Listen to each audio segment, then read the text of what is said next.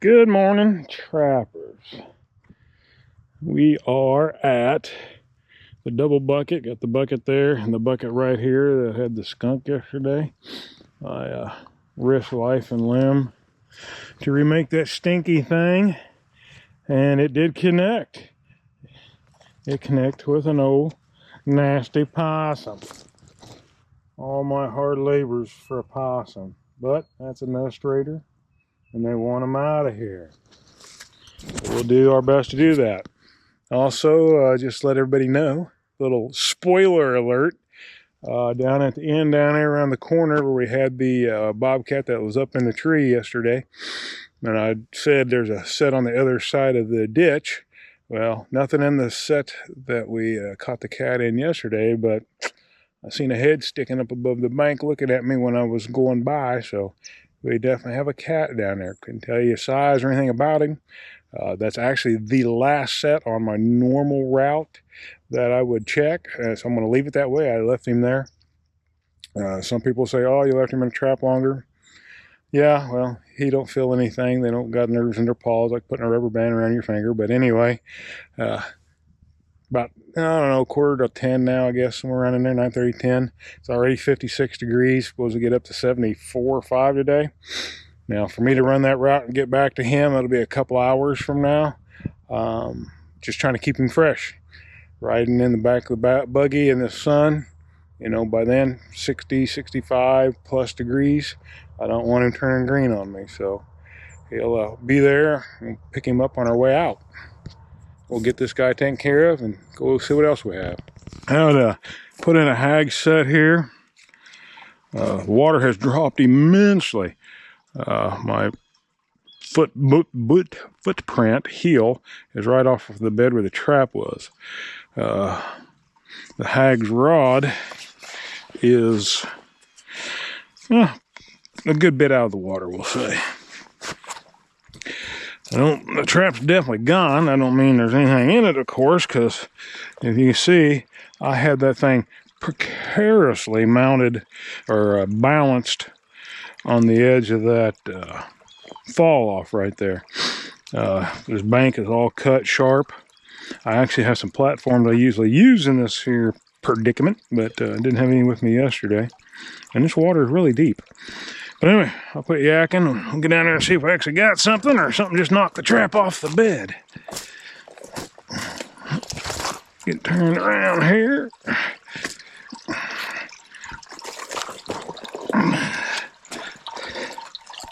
The trap's definitely gone. Oh, it ain't far. I'd say it's knocked off the bed. And most definitely it is. That's all right.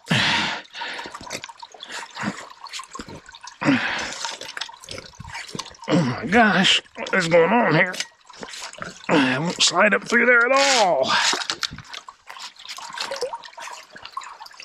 All right. Well, I'm gonna save my battery.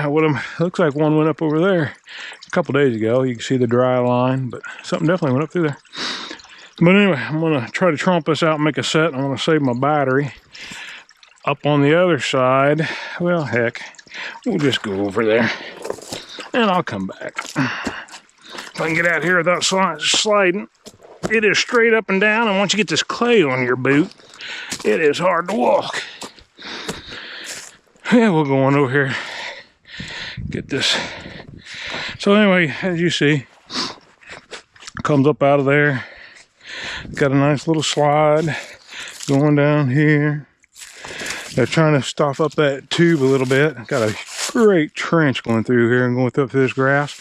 And boom, we nailed a big beaver. That's a big old boy. Might have been the one that knocked our trap off down there. Maybe we got a little payback. At least he got out of the water a little bit, but that's why I put him up there, hoping to get him out of the water. Now I can say I don't know what went on, because, and I ain't seen him nowhere, and that is weird. I went up there and gathered up a bunch of big sticks and put across there. I mean, a bunch of them. 4 or 5 like this. And there ain't a one around here. And I know he didn't haul them off. So it tells me somebody come along after him and hauled them off. Oh my, that is a good trap.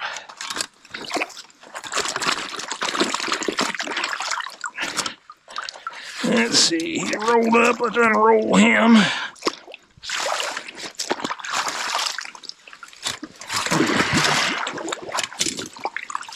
And that's exactly what I wanted to do too. I know it's kind of a pain in the butt when they roll up like that, but that's the only way to get him out of the travel way through here. And this clay is crazy sticky and very slick.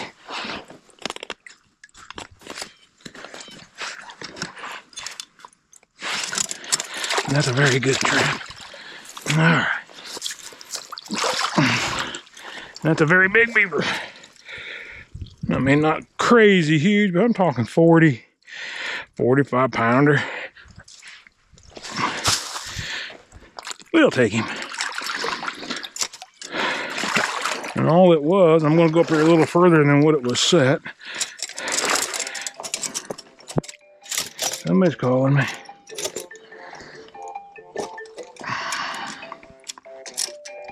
They are going to have to just wait.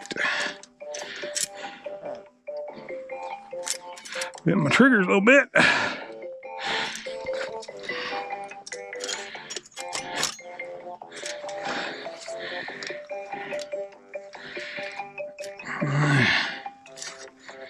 Guys get to listen to little tunes while I'm doing this.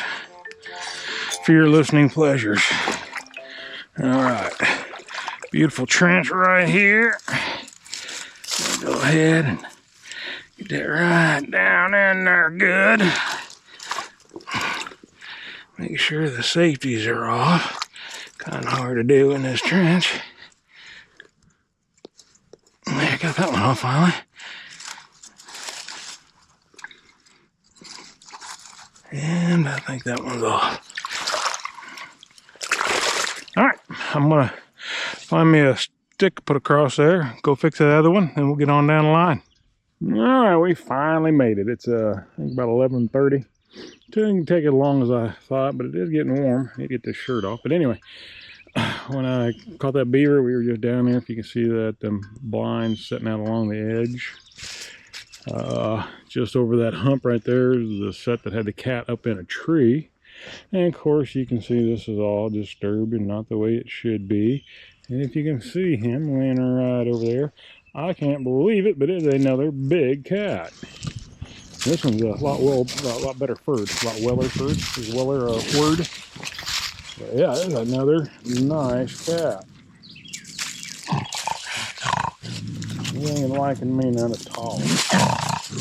Well caught, solid head check in that number 3 Victor round jaw offset. Yeah, been up that tree a little ways. But yeah, another good-sized cat. That's a big cat. And some big teeth. I'm very pleased. Again, I said it yesterday, I'll say it today. I love new permissions. Get into some new populations. Look like some of these boys have been in here for several years, undisturbed and molested. Anyway, MT Bucket Cubby does it again. Simple set. I can't just tell you how easy it is. One of the comments I have, why don't I use a 220? I answered that. I think I even spoke to it before, but another example or another thing on it is, you know, some of these cats won't commit to put their heads in a bucket. Most of them you have it either the 220 inside, just inside the lip or back a ways, using a foothold in front of it. They don't have to commit. All they gotta do is come up and smell, and just leaving that one space spot on your pan for them to step. Even the big old toms that are wiser than the little ones get caught, because it's the old saying, curiosity killed the cat. Nothing there for them to eat. I'm not using any bait. Lure, urine, and my Bobcat beaver caster lure. That's it. And he just pulls them in, one after another, after another, after another. So anyway, enough rambling on. We'll get him taken care of. He's getting impatient with me. And get this remade and get on down the line. We got a lot more yet to go. We are at the place where yesterday these 2 330s were set off. If you remember what they looked like yesterday, the sticks there, the trap were totally underwater. Well, the water has dropped considerably, so that one's about out of water. The one down there is just about 30% in the water. But it's supposed to rain tomorrow, so we'll leave them be. Foothold up there, nothing. This foothold here I just got done remaking. It was sitting on high and dry ground. But finally, yesterday, I set 22 coon sets. One of the targets this landowner wants because of them turkeys, and on one of their cameras, they had like 30-some coons eating out of the feeder. Of course, since then, they've emptied all their feeders. Now all them coons are scattered to the four winds. But we finally come up with one. Big old dude.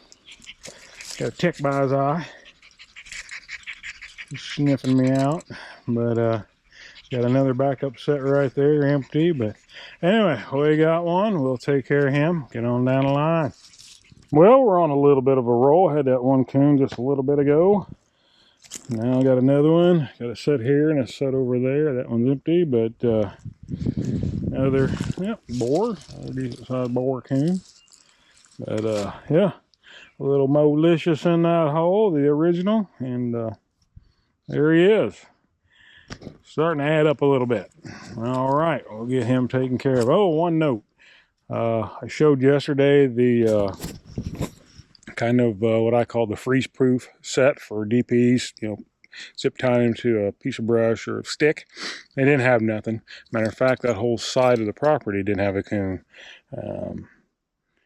Does stand to reason. That's all new growth over there. There's a big ditch that divides them. I have to ride around to the bridge to get on this side. And all this here is all pretty much older growth. Got some den trees and stuff in it.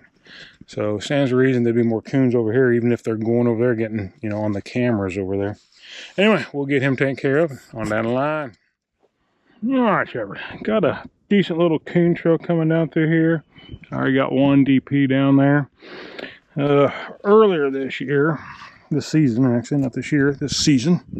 had a guy ask me what do I do when the ground's freezing. So here we are. We're in north central Mississippi. Got down to 15 last night. Gonna get down teens again tonight and only about 30 tomorrow. So this ground's gonna freeze. And by the way, that's all a lie. It's like 70 degrees and coolest night's supposed to be like 50. But we're gonna pretend. So we got a coon trail we want to set up. DP. Now, I'm sure we may use DPs long enough to know, especially in freezing weather, mostly us northern guys. If this is ground's froze and you take a hammer and peck that down in there, you get a coon in there, he's gonna fight. He can't pull it up. It's froze to the ground. He's working, work. You'll get a percentage of them that'll ring off. We don't want that. Or ground you start with is thawed, but you are going to have some freezing nights coming up. Still, the post, well, that's what I call the post or the anchor or whatever, will freeze to the ground. Same thing's going to happen. You're going to catch a coon, he can't pull it up, especially on the smaller coons. Going to freeze down, and they're going to ring off. So what do I do to circumvent that when I am trapping coons and up north? And it's been a little while, but we're hoping it comes back around. First thing let's go ahead and get the old anchor in the ground.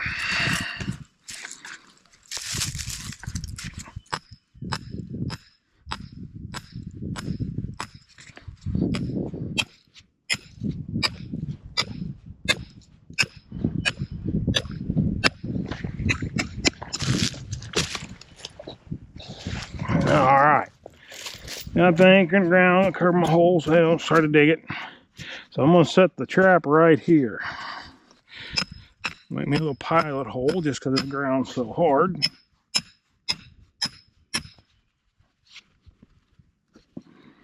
And get you a stick.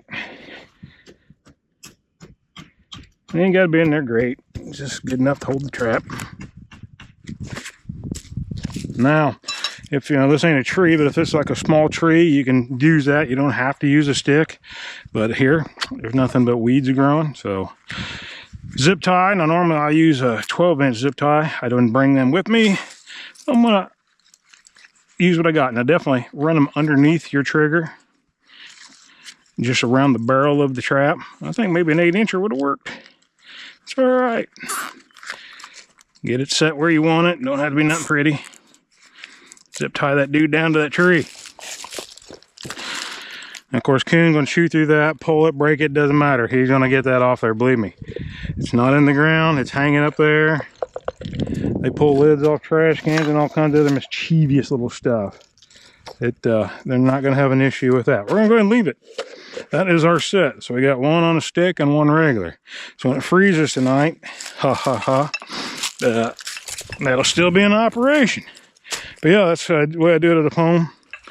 If you know I'm coming here and I got a decent size sapling along the coon trail, I'll just zip tie it to the sapling. But where I don't have, I just break off some sticks, drive them in the ground, and there we have it.